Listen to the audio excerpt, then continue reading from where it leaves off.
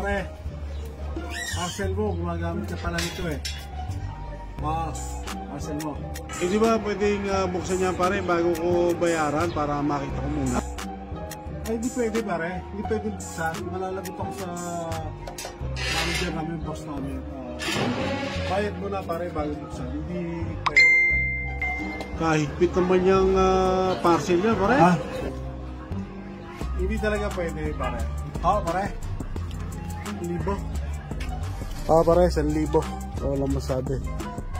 Ay nako, di na, mawawag sa akin. Di na, cancel mo lang yan. Parcel niya pa rin, sa akin yan. Cancel na, ano ka, ha? Ay, ikaw bala, kung i-cancel mo, problema, hindi cancel mo. Balik ko na daw, pare, ayaw mo na. Wala ka pa nagpisa ilang na. Bala ka. Yan. Kala mo, may isa mo pa ako, lintik ka ha?